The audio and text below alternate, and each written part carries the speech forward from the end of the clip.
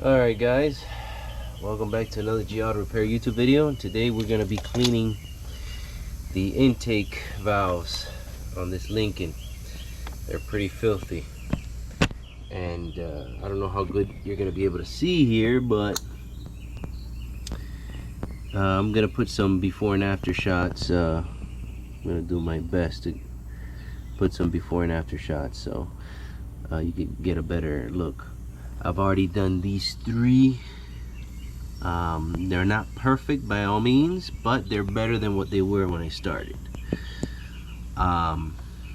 This stuff is tough. I mean, this stuff is baked on there. I don't care what they say. You're not gonna clean this out using that little induction juice that you spray down in there. This is impossible.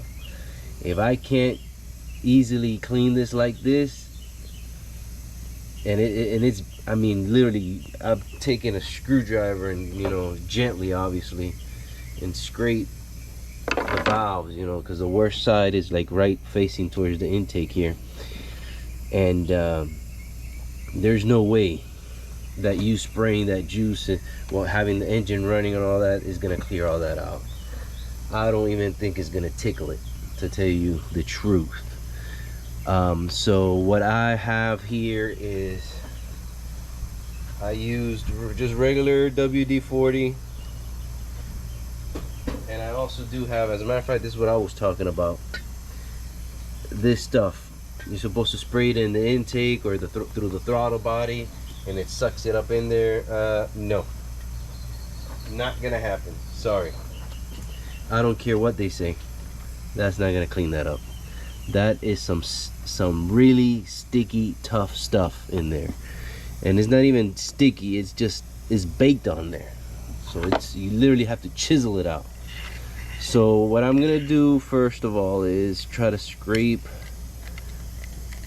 as much as possible of the hard stuff, and you're probably not gonna be able to see this, I'm sorry. And again, we want to do this carefully. We don't want to ruin anything in there. And this stuff,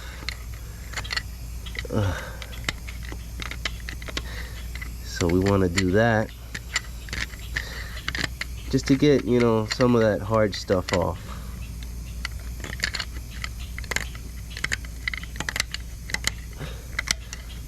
And if you can hear that, that's how hard this stuff is. This, I think, has been the worst invention that they've done, this GDI stuff.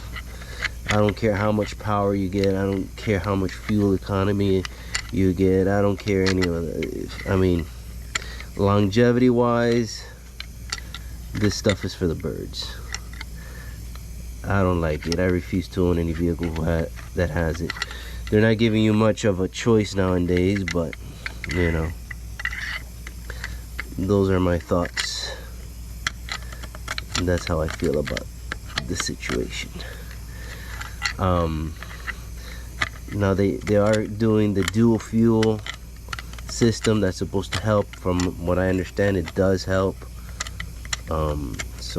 But you got an extra set of injectors in the way. Something else that can go wrong down the road. Alright, so we've kind of broken down some of that stuff.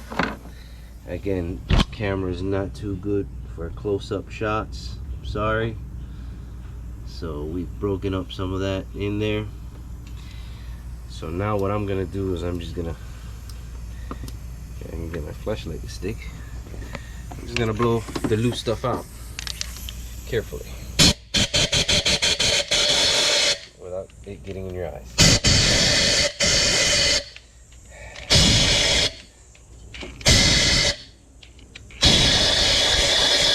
Now there is a tool for this. See if I can get you guys a good look. It's hard to get the camera and the light in there.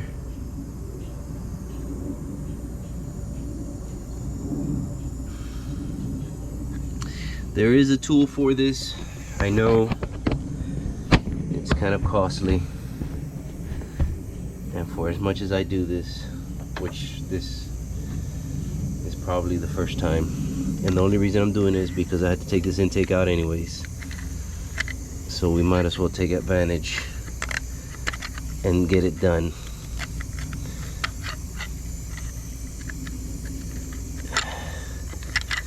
I guess if you use the little spray juices very early on in the life of the car, maybe you can alleviate this stuff some. But once this is set, forget about it. You're not gonna get this out. Okay, so I think I got a good amount of the hard stuff out.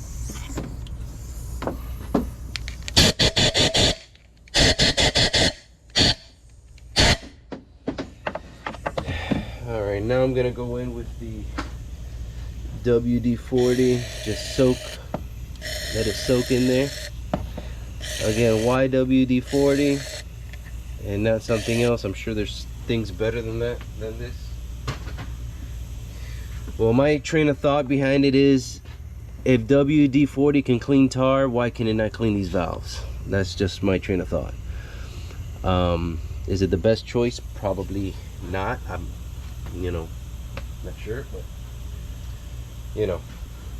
so after it soaks there for a few minutes, you're gonna use these brushes, the thin ones here, and just try to brush gently around the valve. See if you can scrape up as much of that stuff as possible. Now, another bad thing about these Ford is that they really don't give you room to work with, and the valves are deep in there. I mean, they're about what, 3 or 4 inches in there. Look how deep that is. From the tip of my finger to the tip of the tool.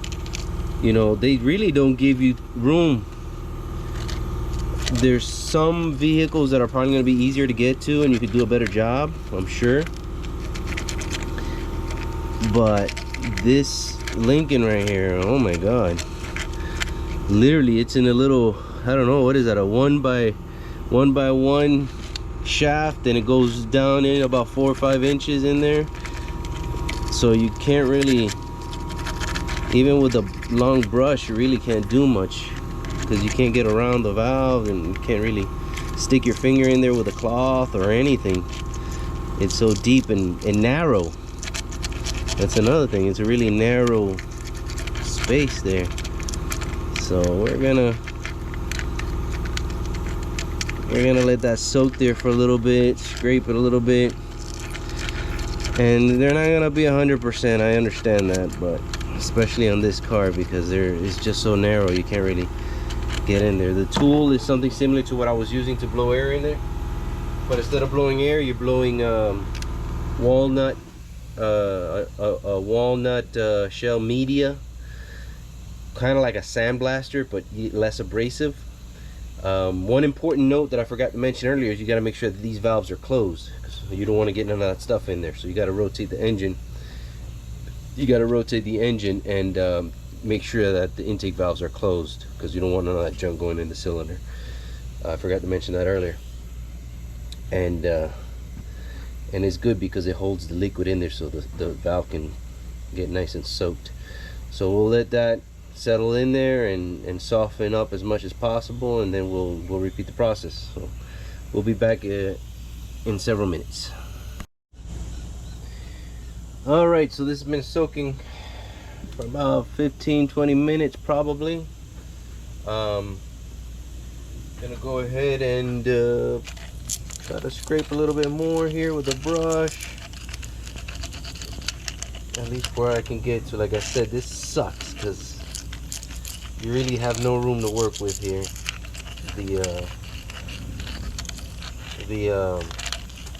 These passages are too narrow and too deep, so you really can't do much.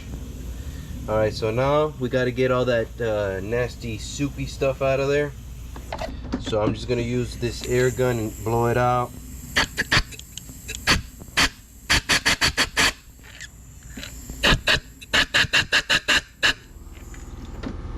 All right, so that's what you get. Again, not perfect, but better than what it was. Again, I'm gonna try to include some before and after shots in the video so you guys can see. It's kind of hard to see in there with this camera, so see, that's how deep that channel is down in there. So there's still some hard stuck on stuff there that I'm gonna scrape off, so you guys get the idea of what I'm doing here. I'm gonna go ahead and finish this one up, and then I'll get back on the camera for the final touch. Alrighty then, so we're back. We have finished blowing this off. Now I'm gonna finish it off with a little bit of brake cleaner just to get that, just to get a better look at, to see what we're working with here. And that last step is not really necessary. I just like drying it out so I can see exactly all that was removed, and looking pretty good. Like I said, not 100%, but better than what it was, that's for sure. So just stay tuned, and I'm gonna go ahead and post some before and afters, and let me know what you think. I'm sure there's better ways of doing it, but that's how I've decided to do this one, and it seemed to have worked to a certain extent. So leave a comment, like, subscribe, and we'll catch you on the next video. Ciao.